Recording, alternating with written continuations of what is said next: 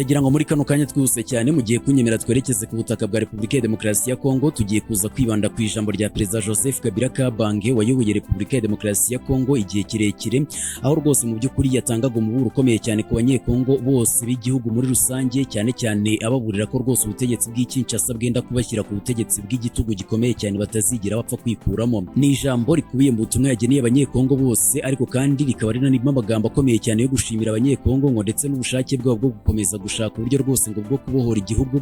Ni mu gihe imyigaragambyo ikomeje kugenda ikaza umurego ku butaka bwa Repubulika ya Demokarasi ya Kongo, mu gihe n'ubundi ubutegetsi bw'Ikinshasa bukomeje gushaka uburyo bwo guhindura itegekonshinga kugira ngo Perezida Felix Antoine Tshisekedi Chilombo abone uburyo bwo kongera kuyobora manda yindi Repubulika ya Demokarasi ya Kongo, nyamara kandi abanyekongo benshi bakaba batabyifuza na gatoya.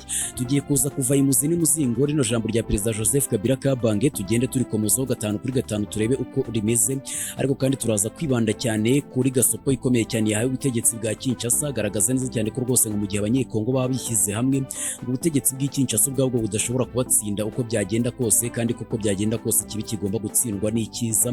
Ni amagambo akomeye cyane yagarutseho, ariko kandi tugiye kuza kuva imuzi n'umuzingo. Rekane kwizimba mu magambo ribo hasi yanditse subscribe n'amakuru menshi cyane agiye atandukanye uzakomeza kugenda wonera ku gihe gatanu kuri gatanu kuri Afrigram TV. Ngewe muba muri kubana nitwa Tuyiringire Ahmed, reka mbahereze ikaze muri aya makuru yacu ku buryo burambuye. Joseph Kabila Kabange wahoze ari Perezida wa Repubulika ya Demokarasi ya Kongo yaburiye ku rwego rukomeye cyane abaturage b'iki gihugu ako bari mu nzira igana ku butegetsi bw'igitugu, mbere yo kubahamagarira guhagurukira umugambi uriho guhindura itegeko nshinga rya Kinshasa n'ubundi muri rusange, abahamagarira ko bagomba kurirwanya bivuye inyuma. Bikubiye mu butumwa yabageneye mu gihe muri Kongo Kinshasa hari umugambi wa Perezida Tshisekedi Chilombo Antoine wo guhindura itegeko nshinga ry'icyo gihugu agamije uburyo bwo gukomeza kugundira ubutegetsi n'ubundi muri rusange.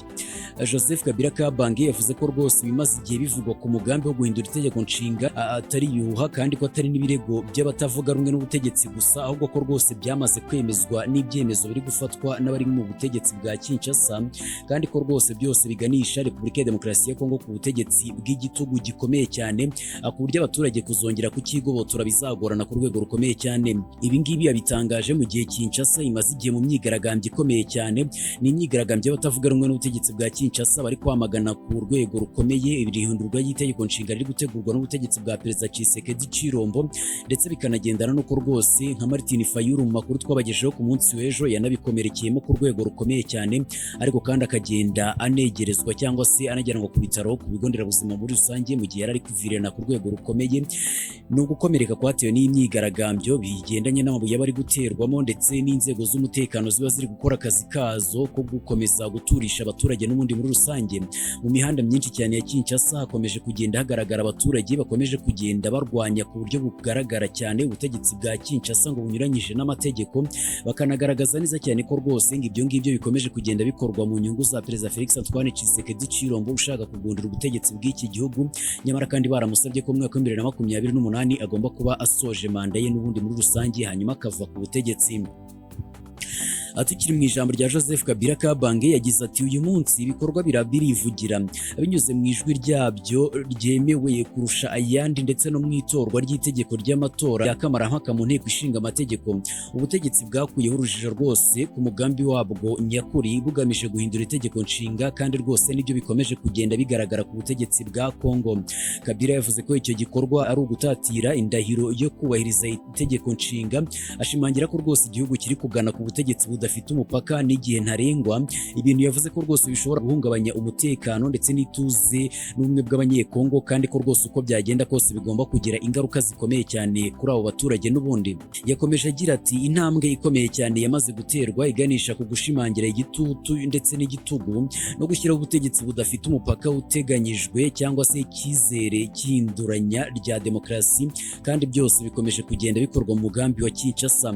Uyu wahoze ayobora Repubulika ya Demokarasi ya Kongo kandi yanavuze ko igihugu kiri guhindagurika ku rwego rukomeye cyane nk'igikombe gishyushye gitegereje guturika kubera kubura umwuka wa demokarasi usanzwe ugifasha kugumana ituze ndetse n'ubumwe muri rusange. Agaragaza ko byose bikomeje kugenda bisenyuka, kandi ko biri kugira ingaruka zikomeye cyane kuri Repubulika ya Demokarasi ya Kongo ndetse no ku banyekongo muri rusange. Joseph Kabila Kabange yongeye kwibutsa ingingo ya 64 y'itegeko nshinga rya Repubulika ya Demokarasi ya Kongo ivuga ko rwose buri munyekongo wose afite inshingano zo kurwanya umuntu cyangwa se itsinda ry'abantu rikoresha ubutegetsi mu buryo bunyuranyije n'itegekonshinga. Ati si uburenganzira gusa n'inshingano y'ubupfura ndetse no gukunda igihugu. Kabila yashimangiye ko arwanya byimazeyo umugambi wo guhindura itegekonshinga, ahamagarira imitwe ya politiki, societe civile ndetse n'abaturage bose kwishyira hamwe bagaharanira kurinda itegekonshinga n'ibyagezweho muri demokarasi n'ubundi muri rusange, cyane cyane ko rwose ari umwe mu perezida rukumbi wenyine wa Repubulika ya Demokarasi ya Kongo warekuye ubutegetsi mu buryo bwemewe n'amategeko muri rusange binyuze mu guhererekanya ubutegetsi na Perezida Felix Antoine Tshisekedi Chilombo muri rusange.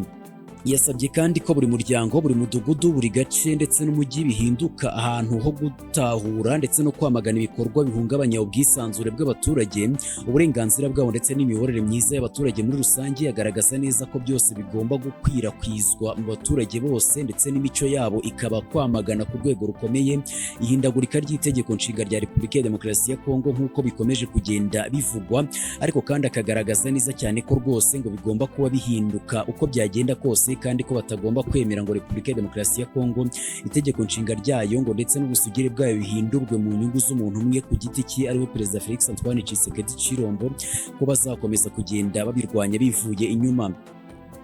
Ubutumwa buje mu gihe Repubulika ya Demokarasi ya Kongo hakomeje impaka zishingiye cyane ku byifuzo byo kuvugurura itegeko nshinga. Ni ibyifuzo by'ishyaka UDPS riri ku butegetsi ndetse n'abayobozi bakuru ba Repubulika ya Demokarasi ya Kongo bari mu kwaha kwa Perezida Felix Antoine Tshisekedi Chilombo. Ibintu batavuga rumwe n'ubutegetsi bavuga ko rwose bishobora gufasha Perezida Tshisekedi ni ugukomeza kuguma ku butegetsi igihe kirenze manda ebyiri yemererwa n'itegeko nshinga, bityo ko rwose ari nawo mugambi ukomeye cyane wo gutuma bashaka guhindura itegeko nshinga n'ubundi muri rusange. Ibyo ngibyo biri mu bikomeza kugenda birwanywa n'abanyekongo bivuye inyuma, bakagaragaza neza cyane ko rwose ngo bigomba kuba bihakanwa cyangwa se birwanywa n'ubundi muri rusange. Mu yandi makuru, muri Nigeria wahoze ari umujenerali mu gisirikare cy'igihugu yapfiriye aho yari yarafatiwe bugwate. Ni nk'uko byatangajwe n'ibitangazamakuru byaho muri Nigeria. Uyu mujenerali witwa Abubakari yashimutanwe n'umugore we muri leta ya Katsina mu byumweru bibiri bishize. Bashimuswe n'abantu bitwaje imbunda bakekwaho kuba mu mutwe ushimuta abantu kubw'ingurane uzwi nk'amabandi. Ibyo ni byo guverinoma yatangaje. Uyu mujenerali wahoze ari umuvugizi w'ingabo z'igihugu yapfuye azize ibibazo bijyanye na diabete ndetse n'umuvuduko w'amaraso, nk'uko byatangajwe na guverinoma mu itangazo ryasohowe na Minisiteri y'Umutekano w'imbere mu gihugu cya Nigeria. Iri tangazo rivuga ko nubwo hashyizweho ingufu kugira ngo arekurwe mu mahoro, ibintu byarangiye nabi cyane, ariko kandi bikarangira n'aya makuba akomeye cyane yo kurangira ahasize ubuzima, mu gihe hari harashyizwemo ingufu zikomeye izo arizo zose kugira ngo arekurwe n'aya mabandi akiri amahoro. Ibiro ntaramakuru AFP byatangarijwe n'umwe mu bakora mu nzego z'umutekano ufite amakuru ko Abubakar n'umugore we bari bagiye mu bukwe kandi ko bategewe mu nzira ubwo bashimutwaga.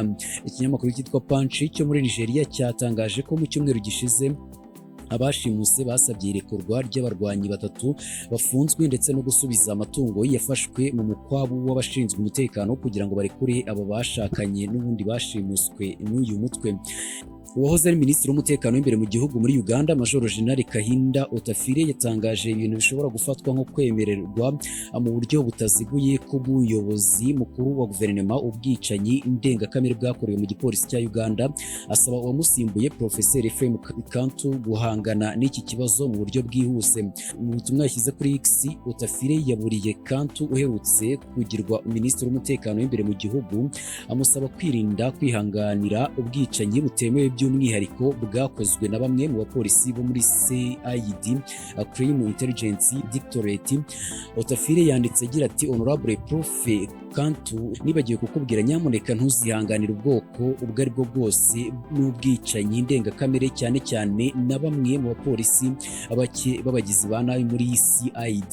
Ni itangazo ryashishikaje abantu benshi cyane kuko bigaragara ko rwose ari ubwa mbere umuntu mukuru muri guverinoma avugiye mu ruhame ko ubwicanyi buvugwa bukorerwa abantu bataciriwe imanza mu rukiko bapfira mu maboko y'igipolisi.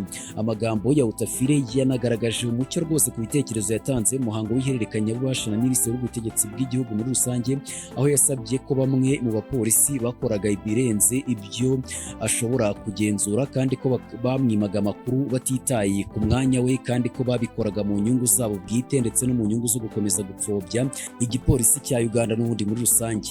Ibitekerezo bifatwa nko kunegura bidasanzwe byavuzwe na minisitiri umaze imyaka myinshi agenzura urwego rw'umutekano mu gihugu cya Uganda, kandi bishoboka kubyutsa ibibazo byinshi kandi bishya bijyanye no kubazwa inshingano mu gipolisi nk'uko bitangazwa na Chef Report dukesha iyi nkuru.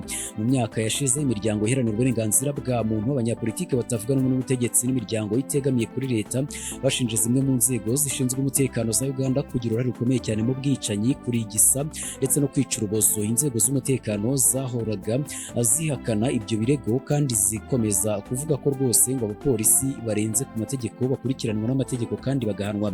Nubwo yavuye muri minisiteri, Otafire usigaye ayobora minisiteri y'amazi n'ibidukikije yatangaje ko afite umugambi wo gukomeza kuvuga ku bibazo byo kubazwa inshingano muri polisi ndetse n'ahandi hose muri icyo gihugu cya Uganda n'ubundi muri rusange nk'uko aya makuru akomeza kugenda atugeraho.